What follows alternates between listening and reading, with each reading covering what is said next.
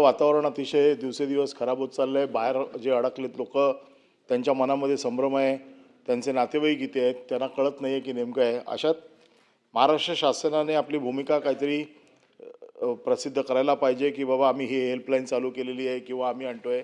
कारण पेपरमध्ये ज्या बातम्या येत आहेत त्याच्यामध्ये काल महाराष्ट्राचे उपमुख्यमंत्री एकनाथ शिंदे यांनी 164 लोकांना आणायची व्यवस्था एक खाजगी विमान पाठवून केली अशी बातमी आम्ही ऐकली आहे. आता ही महाराष्ट्र शासनाच्या वतीने आहे का त्यांच्या वतीने आहे? म्हणजे जे काही पेपरमध्ये वाचतोय त्याच्यात आम्हाला असं दिसतंय की ते त्यांच्या वतीने केलं आहे. अभिनंदन आहे, चांगली गोष्ट केली की त्यांनी स्वतः पुढाकार घेऊन, जर एखादा उपमुख्यमंत्री घेऊन स्वतःची जर ताकद लावून 164 लोकांना आणवत असेल तर मुख्यमंत्र्यांनी त्याच्या पुढे 1-2 पावलं असायला पाहिजे. तर मुख्यमंत्र्यांची अजून भूमिका झालेली नाही आहे की महाराष्ट्र शासन काय करणार आहे. तर याच्या बाबतीमध्ये प्रचंड मोठा एक संभ्रम आहे.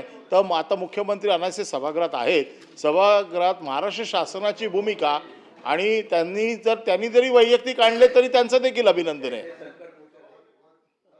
माननीय मुख्यमंत्री, मला वाटतं एकच विषय कंटेनर आपण प्रवाशांचा म्हणतोय, पण शेतकऱ्यांचा माल जो चाललेला एक्सपोर्ट तो अडकून पडलेला आहे. 1200 कंटेनर आहे, त्यामध्ये द्राक्ष वगैरे सगळी, केळी वगैरे सगळे, त्याचा सुद्धा विचार करावा लागेल. जर तिथं जाणार नसतील तर ते कंटेनर, कृषी मंत्री आहे, पणन मंत्री येत आहेत, मुख्यमंत्री आहेत, शेतकऱ्यांचं अतोनात नुकसान होईल. याचा सुद्धा विचार करणं गरजेचं आहे. त्याचा सुद्धा सरकारने निर्णय घेऊन ते कंटेनर परत दुसरीकडे करण्याच्या बाबतीत निर्णय घ्यावा. माननीय मुख्यमंत्री. सभापती महोदय, हा जो काही हे युद्ध सुरू झालं ते युद्ध सुरू झाल्यानंतर एअर स्पेस बंद झाल्याबरोबर विशेषतः जे भारतीय पर्यटक किंवा वेगवेगळ्या व्यवसाय करता तिकडे गेलेले लोक आहेत, जे तिथले रेसिडेंट नाही आहेत, जे भारतात परत यायचं आहे, त्या लोकांचं मेसेजेस आपल्याला यायला लागले. आपण तात्काळ केंद्र सरकारच्या जी परराष्ट्र मंत्रालय आहे त्याच्याशी संपर्क केला. त्यांनी एम्बसीला सगळीकडे ॲक्टिवेट केलं, सगळ्यांना एम्बसीशी संपर्क साधायला सांगितला. पण आपल्याला याची कल्पना होती की नुसतं एम्बसीला संपर्क साधून हे होणार नाही. म्हणून आपल्या राज्याचे जे मदत व पुनर्वसन आपत्ती व्यवस्थापन मंत्री आहेत श्री गिरीश महाजन यांना आपण ती जबाबदारी दिली. आपण एक व्हॉट्सॲपचा नंबर सगळ्यांना दिलेला आहे. त्या व्हॉट्सॲपच्या नंबरवर लोक संपर्क करत आहेत. त्यांच्या ज्या तिथल्या अडचणी आहेत त्या आपण दूर करण्याचा प्रयत्न करतो आणि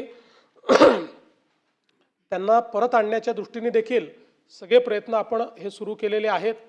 मुळामध्ये आपल्याला माहिती आहे की एअर इंडियाची विमानं आता हळूहळू त्या ठिकाणी जात आहेत आणि लोकांना परत आणत आहेत. काही एअर स्पेसेस बंद आहेत, काही सुरू आहेत. तर जिथनं आणता येतं आहे तिथनं आणण्याचा सगळा प्रयत्न चाललेला आहे. विशेषतः कुवेतमध्ये हा प्रश्न निर्माण झाला होता की आपले जे ट्रान्झिटचे पॅसेंजर्स आहेत कुवेतमध्ये, त्यांच्याजवळ विजा नसल्यामुळे त्यांना अडचणी होत्या. पण तिथेही आपल्या एम्बसीनी प्रयत्न करून त्यांना आता एका ठिकाणी थांबवलेलं आहे किंवा एअरलाईननीच थांबवलं होतं, पण त्यांना अडचण येणार नाही अशा पद्धतीनं तो प्रयत्न देखील आपल्या वतीनं करण्यात आलेला आहे. विशेषतः जे काही वेगवेगळे आपले त्या ठिकाणचे मंडळ आहेत, मराठी मंडळं वगैरे, यांना देखील आपण ॲक्टिवेट केलेलं आहे. त्यांच्याही माध्यमातनं जे काही आपले तिथले लोक आहेत त्यांना आपण मदत करतो आहे, त्यांच्याशी संपर्कात आहोत. व्हिडिओच्या कॉलच्या माध्यमातनं स्वतः गिरीश महाजन त्यातल्या अनेक लोकांशी बोललेले आहेत आणि त्यांच्याशी चर्चा देखील केलेली आहे. आपल्या इथे आपले जे चीफ ऑफ प्रोटोकॉल आहेत श्री गावंडे, त्यांना देखील आपण ही जबाबदारी दिली होती कारण ते फॉरेन सर्व्हिसचे ऑफिसर आहेत. त्यांनी त्या ठिकाणी विशेषतः आपल्या एम्बसीची बैठक घेऊन आणि ज्या काही SOPs आहेत त्या SOPs तिथले जे आपले नागरिक आहेत त्यांना त्या दिलेल्या आहेत. त्या आपल्या माझ्या ट्विटरवरनं माझ्या Xवरनं मी त्या पोस्ट केलेल्या आहेत, त्या आपण पाहू शकता. दोनदा आपण सगळ्या पद्धतीनं काय काय लोकांनी करायचं आहे किंवा काय करू नये या गोष्टी देखील त्यांच्यापर्यंत पोचवलेल्या आहेत. आणि आपण जे सांगितलं ते देखील सत्य आहे की आमचे उपमुख्यमंत्री यांनी या ठिकाणी स्वतः त्यांच्या पक्षाच्या वतीनं ती व्यवस्था केली होती आणि लोकांना त्यांनी त्या ठिकाणून परत आणणं ही अतिशय स्तुत्य अशा प्रकारचं हा उपक्रम आहे.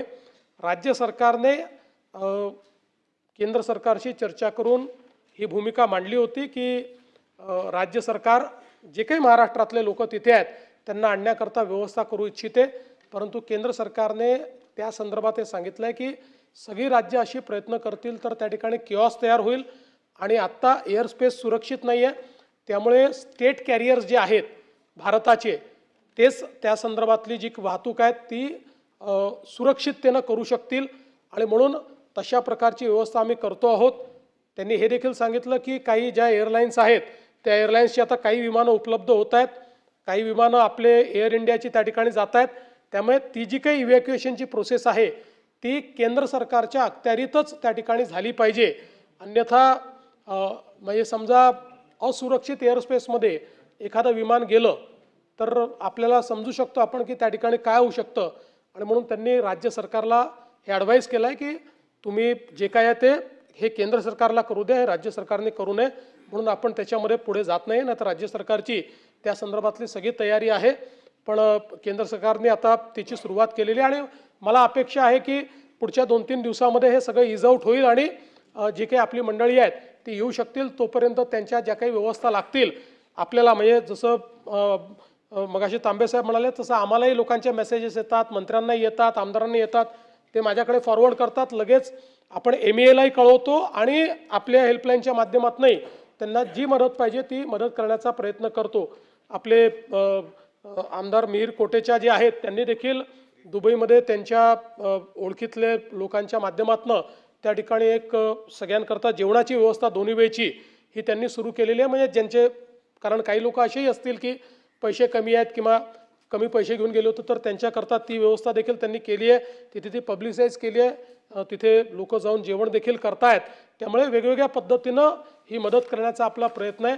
मी एवढंच सांगतो की गेल्या जर आपण 5-10 वर्षातला अनुभव बघितला असेल तर परदेशातले भारतीय जे आहेत, स्टुडंट्स आहेत, पर्यटक आहेत, यांच्याबद्दल माननीय प्रधानमंत्री मोदीजींचं सरकार अत्यंत सेन्सिटिव्ह आहे आणि अतिशय विपरीत परिस्थितीतनं देखील लोकांना परत आणण्याचं काम त्यांनी केलं आहे. त्यामुळे केंद्र सरकार पूर्णपणे या बाबीवर लक्ष ठेवून आहे आणि लोकांची सुरक्षितता आणि युद्धाची परिस्थिती यातनं लोकांना परत आणण्याकरता सगळ्या उपाययोजना केल्या जात आहेत. सगळ्या लोकांना या ठिकाणी सुरक्षित परत आणण्याचं काम हे केंद्र सरकार करेल आणि राज्य सरकार सातत्याने त्याचा पाठपुरावा करत राहील. आपल्यापैकी कोणाकडे जर असे मेसेजेस आले तर ते आम्हाला फॉरवर्ड करा, आम्ही ते MEAला देतो आणि MEAकडनं डायरेक्ट त्यांच्याशी संपर्क साधला जातो आणि त्यांना आश्वस्त केलं जातं की बाबा त्यांच्या अडचणी असतील तर त्या अडचणी सोडवल्या जातात आणि त्यांना आश्वस्तही केलं जातं की कधी त्यांची इव्हॅक्युएशनची व्यवस्था होऊ शकते हे टेंटेटिव्हली त्यांना त्या ठिकाणी सांगितलं जातं. त्यामुळे या सगळ्या परिस्थितीमध्ये या सभागृहाच्या माध्यमातूनही परदेशात अडकलेले जे काही आपले लोक आहेत त्या सगळ्यांना पूर्ण सुरक्षिततेतून आपण परत आणू हा विश्वास मी देऊ इच्छितो. दुसरं, आपण बाकी ज्या गोष्टी सांगितल्या तेलाचं वगैरे, तर त्याची आत्ता तरी आपण काळजी करू नये, केंद्र सरकार करते आहे. आजच सकाळी देशाच्या मंत्र्यांनी सांगितलं आहे की जवळपास 2 महिन्याचा स्टॉक हा भारताकडे आहे, त्याच्यामुळे लगेच काही किमती वाढतील वगैरे नाही. पण एक मुद्दा जो शशिकांतजी आपण मांडला तो महत्त्वाचा आहे की आता जो काही आपला माल परदेशात एक्सपोर्ट होत होता, शेतमाल, तो अडकल्याचं त्या ठिकाणी सगळ्या बातम्या येऊन राहिल्या आहेत. मी स्वतःही त्या बातम्या बघितल्या. त्यात काय इंटरव्हेन्शन करता येईल जरूर याचा विचार आपण करू.